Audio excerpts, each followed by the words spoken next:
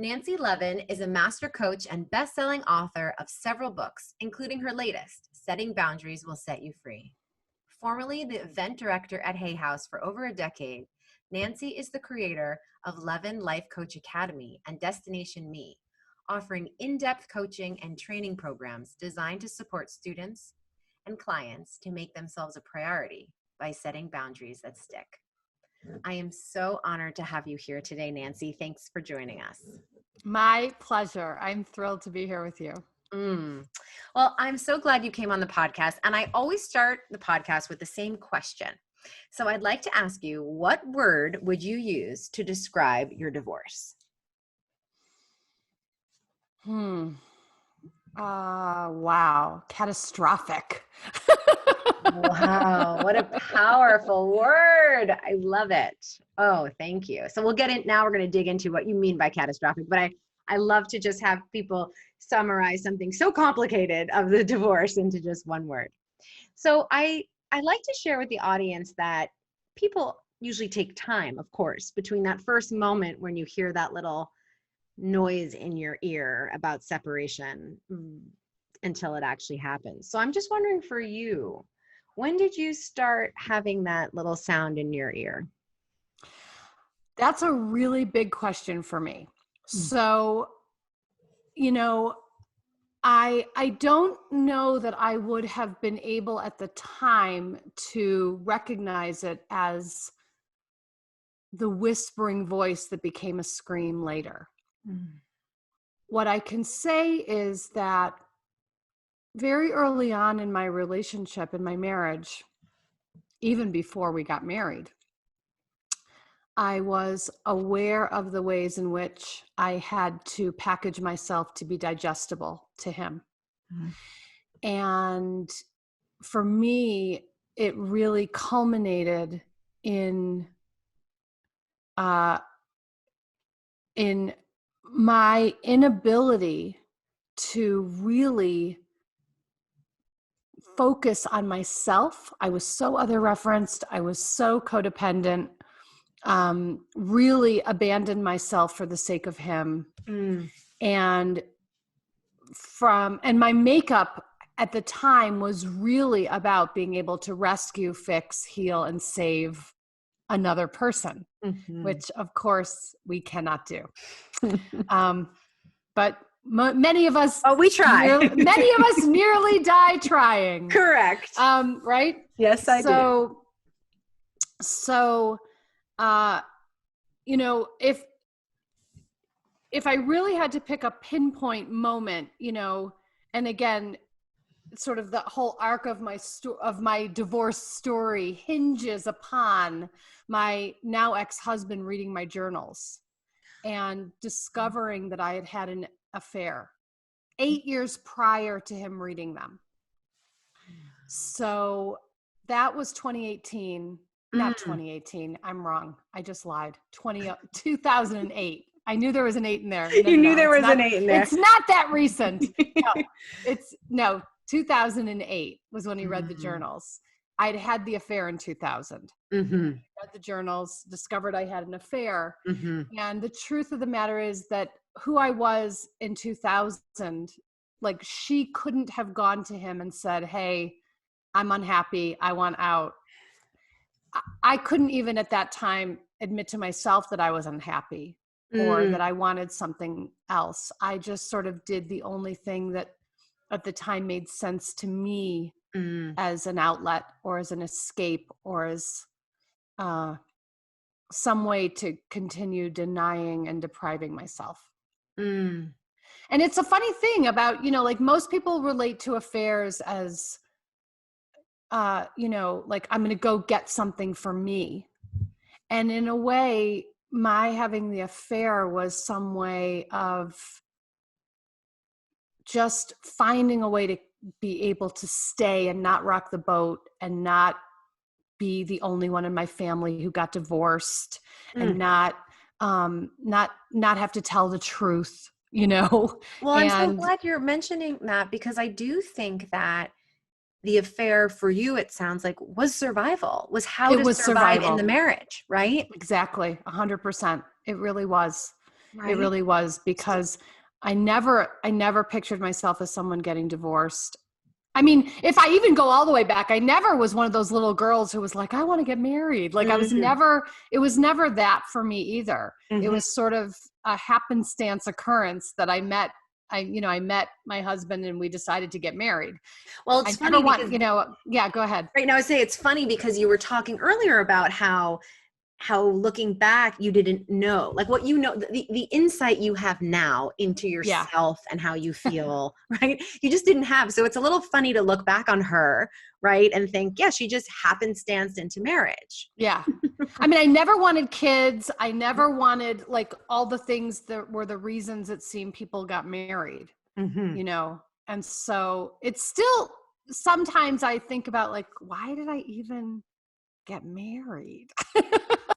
Right. But I think I did. Yeah, you did. And I think the crux of some of the stigma problems of divorce actually comes from the stigma and the pressure of marriage, right? This idea that somehow.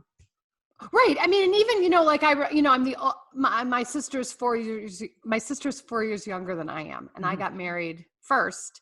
And, my mother kept saying to me, my mother ultimately kept saying to me, why do you keep telling me you don't want to have children? And I'm like, well, why do you keep asking me? If you keep asking me, I'm going to keep answering you, Exactly. And it took a very long time even for her to like really be able to wrap her brain around like, oh, Nancy's not having kids. My sister had kids, which is fabulous. And I love my niece and nephew more than I ever thought possible. Right. And I often joke, like my sister had the kids, so I didn't have to, but I wasn't sort of traditional in that way. I didn't marry a nice Jewish boy like I was supposed to. I didn't, I didn't do a lot of things like the way I think they thought I would. Right. That's another whole area of stigma, right? Yeah. Of having children, that if you're married, you're supposed to have children. Even if you're not married, you're supposed to have children. I mean, that's a whole other way that patriarchy kind of puts women in a position, right?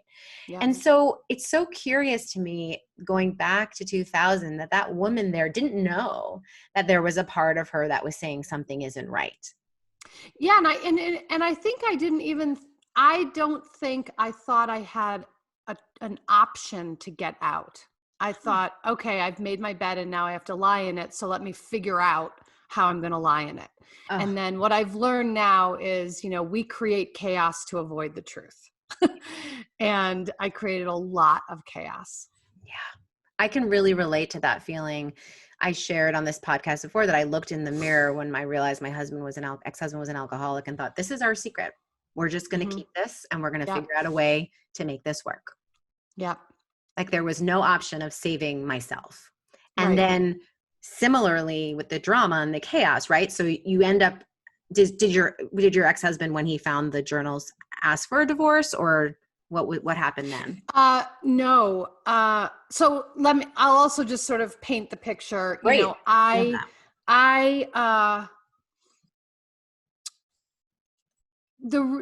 He was a really rageful person. He was a dry drunk. So while he had, quit everything, he had never done any healing work around any of it. And he knew how to fight dirty, and he was mean. And I didn't know how to fight. I grew up in a very just non-fighting family. And so I didn't know how to fight. And so the louder he got, the more quiet I got. And even though I was this powerhouse at work and out in the world, at home, I literally could not find my voice. And so, and he really took advantage of that and doubled down on that to the point of really ultimately being very controlling, and I enabled the control. So he was someone who was very controlling about what I wore, what I ate, my body fat, how I moved my body. He was very, very controlling. And I didn't really know that wasn't how it was, quote unquote, supposed to be. Yeah. And so I was also in a lot of reaction to feeling so controlled. Yeah. And so when he read the journals, he was actually far more invested in punishing me and exposing me than he was in actually getting divorced. So it wasn't And really about so, him being hurt as much as it was about shaming you. correct. Got it. He really wanted to humiliate me, expose me. I mean, when he found the journals, his first response was to say, I'm going to make copies of the pages and send them to your parents, your sister, your friends, your coworkers, and let's see what they think about the real Nancy. He wanted to put the scarlet A on me. He really wanted to expose me. And he also knew that my greatest fear was that kind of exposure, because I had spent my life projecting an image of perfection. I'd spent my life, being very meticulous about managing the perception of others, giving other people the lens to see me through. Yeah. And really my motto had been like, never let them see you sweat. Yep. And so, at that point, we'd been married for nearly 18 years. So no one knows how to push your buttons, right. Like someone who's been married to you that long. And so he knew exactly where to get me. Right. And it turns out the never let them see you sweat is what took you down. Because it was that intensity of needing, because the truth is, if you had felt more comfortable with yourself and he said, I'm going to show this, he would have no power. Exactly. Because you would have been right.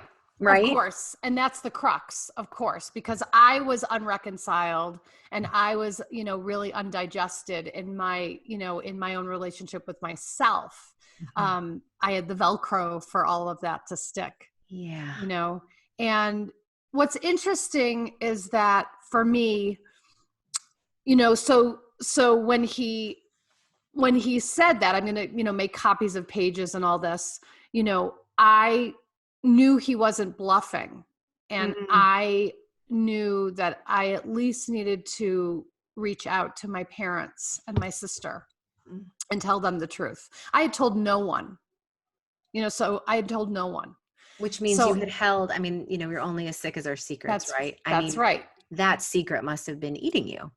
And so when I called and got my parents on the phone and I said, hey, I just want to let you know what's going on, and I said, I want to let you know that. Oh, hold on. Let me just close. I'm sorry. Let me just close my door. My dogs are going to be loud. Okay. Sorry. Come on.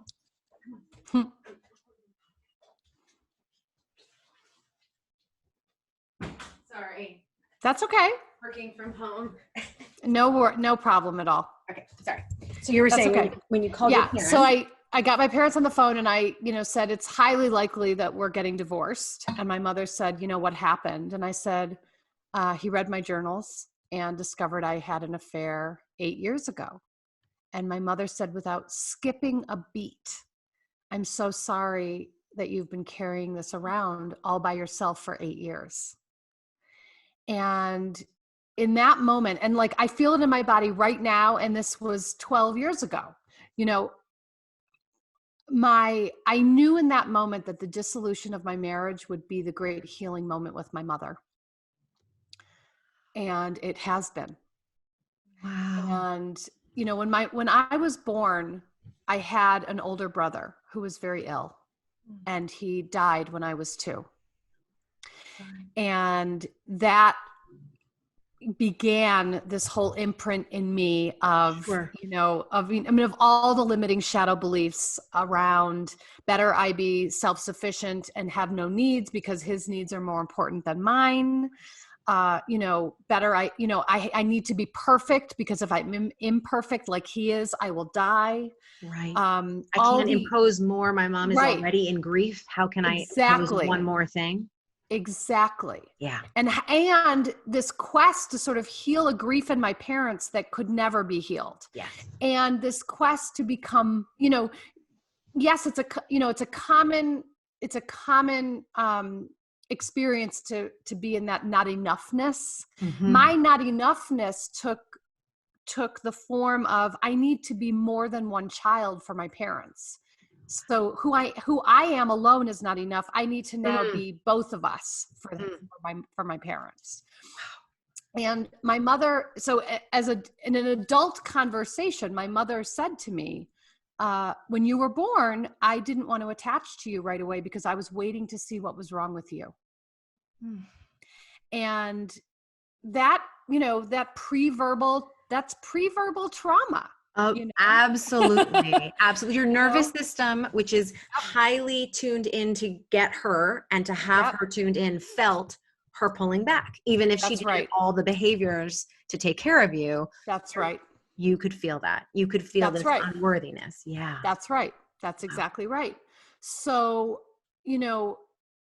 my mother and I have had this, my mother's amazing and I love her and we love each other, and we've had differences. I imagine like a lot of push-pull. We've had a lot of push-pull. Mm-hmm. A lot of differences that my sister and my mother didn't have.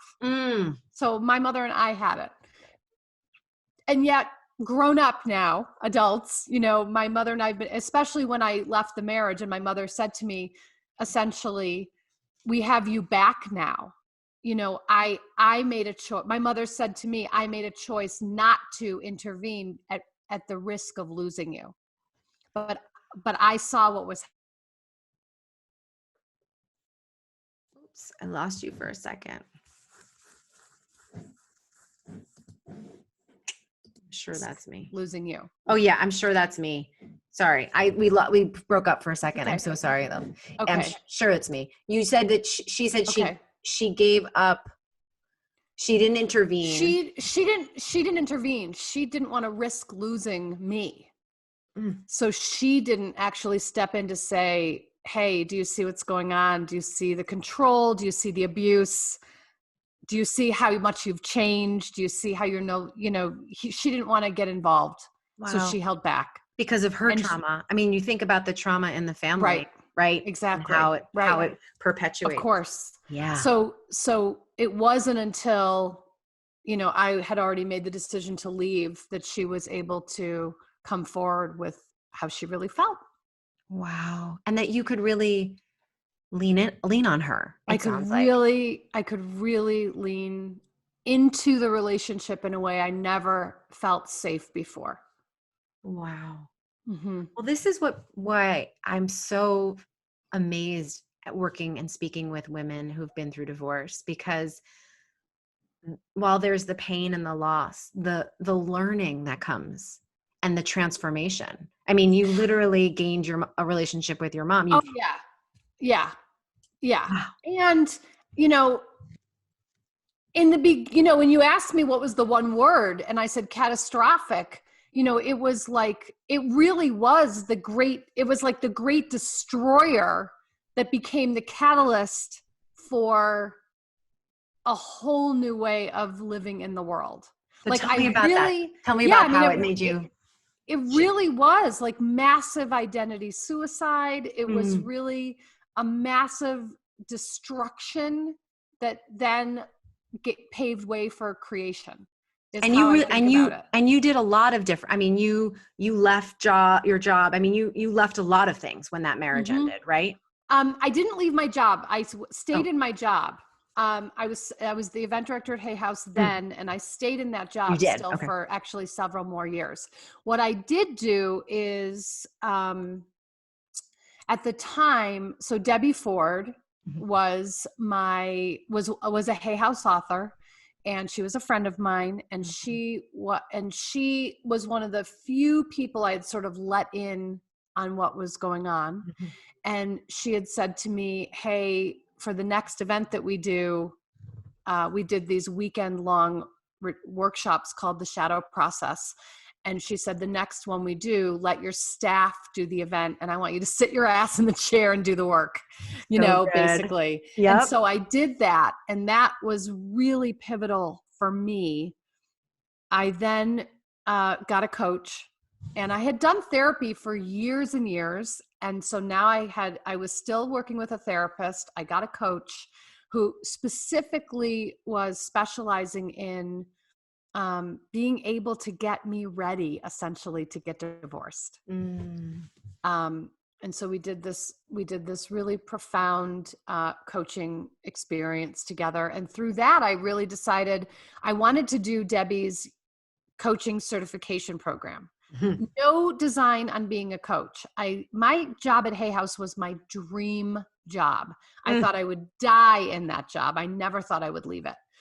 And I did Debbie's program, and it was incredible because the woman I was on the other end of it was unrecognizable from who I was when I began. And that was really the first impetus for me around, I want to help other people get free. And so, over the course of a few years, I ultimately did leave my job at Hay House to go out on my own in 2014.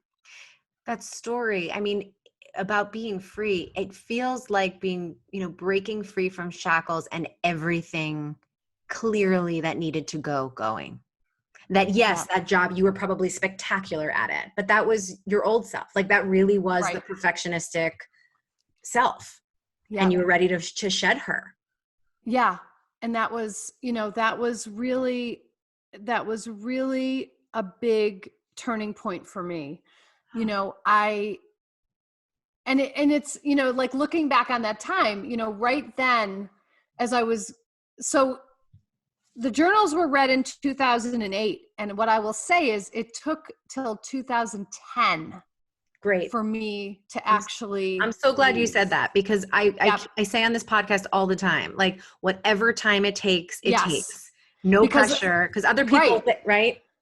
I, as invested as he was in shaming me and humiliating me and all that, I was invested in still no one knowing the truth. And I didn't want anyone to know. I needed to work through my own shame around the affair, around my choices. And I did everything in my power to stay and to keep us together. And I will say, I have tremendous stamina and I have tremendous endurance, and I can actually withstand quite a bit. And yet I fought, and he threw a lot. I mean, I was called every name in the book many times. It became highly abusive. And, for me, I was kicked out of the house that I bought and paid for 5 times. So this is a whole other aspect. Right. I was the breadwinner. And yet I felt very beholden to provide for him. I grew up in a very, upper middle class, good family. He grew up on the wrong side of the tracks with a shitty family. And, I felt like it was my responsibility to provide for him. Right. And at the cost of myself. Yeah. And so in the divorce, did it take you a bit to be able to actually ask for what you needed? I didn't ask for what I needed. Yeah. So many women. That was a whole other thing. And that's why I wrote the book. My book Worthy is really about, came out of this experience of being in divorce mediation and just wanting it to be over with, saying yes. And also being in the place of blame for quite some time. It took me a while to get to the place of responsibility around, I said yes to this instead of he took this from me. Right. And that was, I will say, that was a transformative, pivotal moment for me in my own life to be able to take responsibility for, I gave this, I said yes to this. So many women I coach, are in the place of, staying in victim, staying in blame. Yeah. And the truth is we have to move into responsibility in order to be empowered. Well, I love what you used when you used the words before, endurance and stamina. Yes. Because there's always, we could hear that. And I think in our capitalistic world, we see that as a positive, but it's also it's martyrdom. All It's of them, martyrdom, right? because all it is we are tolerating the intolerable and we're accepting the unacceptable. Exactly. And we are just crossing our own boundaries Right. again and again. And we're reinforcing, right. And we're reinforcing poor behavior. I mean, I always say, like, why would he stop doing that if I continually allowed it? Right. And that was the thing. That's why we have to move out of the blame, because if we stay in blame and victim, there's no growth opportunity for us. Yeah. We're still locked in there. So, it's one of those catch-22s. It's like, had I not been in that divorce mediation and given all my power away, I wouldn't have learned what I needed to learn. I mean, did it suck? Yeah. Did I end up giving away a lot of money and a property? Yes. And the flip side is I got a really valuable lesson that I don't know that I would have been able to learn another way. That Absolutely. I needed to know. The other thing is that I always say this to clients, like, that was your path. Like, you couldn't, looking back, you can say, oh, but when you were sitting there in mediation and not saying no, you did not have the capacity to say no. It wasn't that you were choosing to say no, right? No. And, part of it too is this way that we rely on others, including lawyers, to know what's best for us. Or, this was a huge thing for me in my divorce. Yeah. I didn't know what the fuck I was doing. Can I swear? Of course, I didn't know what I was doing. I mean, I didn't know how to get divorced. Right. It's like nothing. It became like a full-time job. Right. And, I hired these lawyers, a father and daughter. I thought, oh, how, they'll be great. We get into the mediation, and I mean, there's a whole other component that I don't really talk about very often, but I feel like I can talk about here. It got violent. I had to get a restraining order. There was a whole situation. I'm so sorry to hear that. So thank you. And so the mediation was such that he was in a room with his lawyer. I was in a room with my lawyers, and the mediator went back and forth. So we weren't even in the same room. And we have no kids. Remember this. We have no kids. And I own two properties. Right. And it was a 9-hour mediation. Wow. Because my lawyers going into the mediation, my lawyers said to me, our stand is no maintenance for him. Right. No maintenance payments. And I was like, great.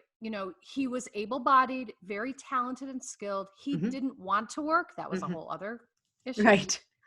He didn't want to work, but he certainly could have, can work. So,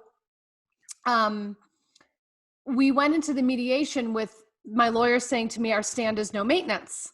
So the mediator came back into our room after being in his room and said, they want whatever, X amount of money, and, they want this, that, and the other thing, and X amount of dollars a month, and blah, blah, blah. And I thought my lawyer was going to say no. And then what happened was my lawyer began negotiating.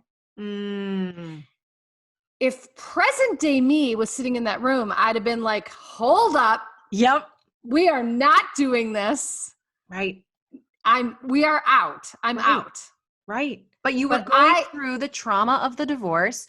You had the trauma of the restraining order. This is, it's literally. And I didn't know. I mean, here's the thing. I didn't know I could say no in that scenario. I thought I have to do what my lawyer says, or I have to follow the lead of my lawyer. Such a good message. Like I really didn't know that I could just stand up and say, I'm not doing that. I'm not doing this. Right. We're not doing this. That's such a good point. I think that it's so essential to remember that you're always in charge. You could fire that lawyer right there. Yes. Right. And I don't care how much money you're paying a lawyer. If they're not in alignment with what is true for you, right, it's not okay. Well, but I didn't know. You didn't know that. I didn't know it was not okay. Exactly. I didn't know I could say no. Again, I learned a really valuable lesson in that moment. Right. And I, ultimately, I say it sort of like this. I mean, because when all was said and done, I paid a lot of money. I gave away I gave away one of my properties that I owned. I, paid a lot of money. Mm-hmm.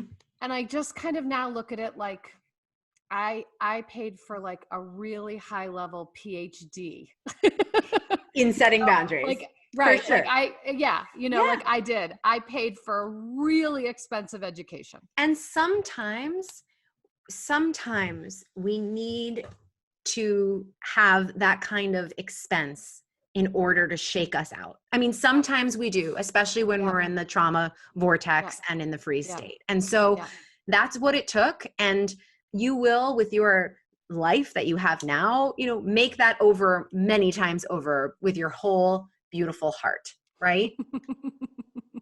There's no question. It's and to me it's really a difference to move out of the mindset of that I used to live in, when I was really in the people pleasing, peacekeeping, not rocking the boat. I was always in the loop of what do I need to do or say to make everything be okay? Yes. Like that's where I lived. Right.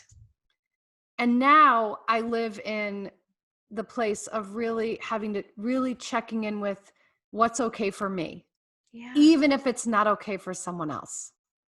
Yeah. It really is that permission to put myself first.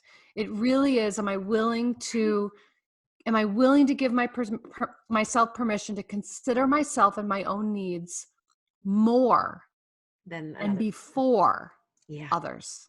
And that is priceless, really. Priceless. Yeah. Yeah.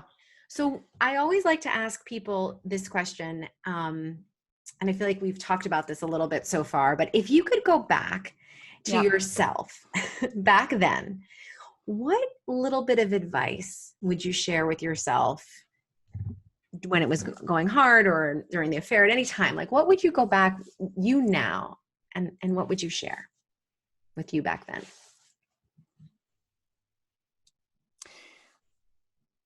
The first thing that comes to me is really something around being willing to say no. And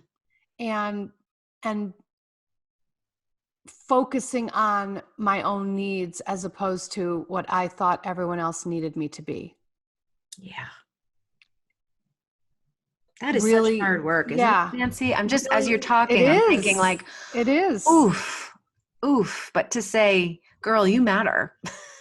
Yeah. And to really get to that place of, we have to be willing to say no to the things that aren't right for us. And that's the only way we're going to find the true yes, first of all.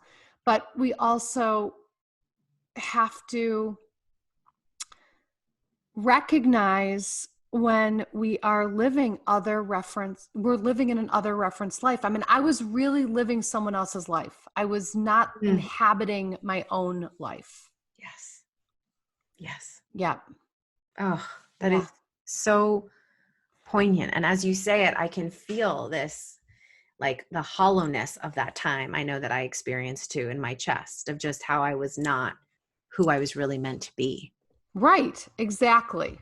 And I want people who are listening to know that if you feel like you need to learn how to say a no, so you can say the perfect yes to yourself, there are women like Nancy who are coaching. There's my program. You don't have to do it alone. Oh my God, you do not have to do it alone. Right? I mean, that is such an important piece to say. Right? Yes. Yeah. That we're here to help you. And very often, if it's a well-worn pattern in your nervous system, you're not going to be able to do it alone. And so you need to reach out to other people for support. And so Nancy, can you share a little bit about how people can reach you if people would like to work with you in some of your coaching? Absolutely. Everything is on my website. So it's nancylevin.com. I have a coaching membership. I have a training and certification academy. I do one-on-one coaching. So there's all different ways to work with me. Everything is there. And your website has if you join her newsletter, you get these beautiful tips on setting boundaries that are digestible and wonderful. And her book, Boundaries Will Set You Free, is one of the most beautiful pieces of literature I've read. And really, Nancy, you've spoken so clearly from the heart about your process. And it really feels like the work that you do, the strength that you have, that you can feel being in connection with you, really did come from that incredible pain. Like, I don't know if your work would be as powerful if you hadn't had that experience.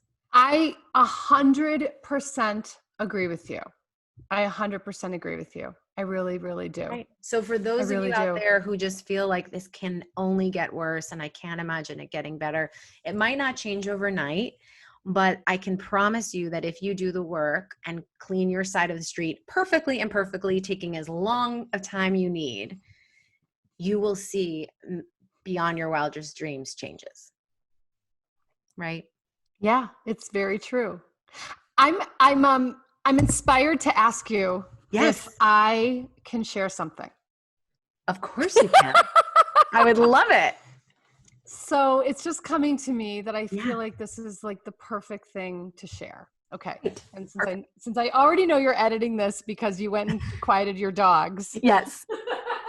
Go and do whatever you need. I'm getting up to grab the book. Okay. Yay. Okay. So for you may not even know this, I don't know. I have a master's in poetry. I do not know that. Oh. I do. I have a master's in poetry.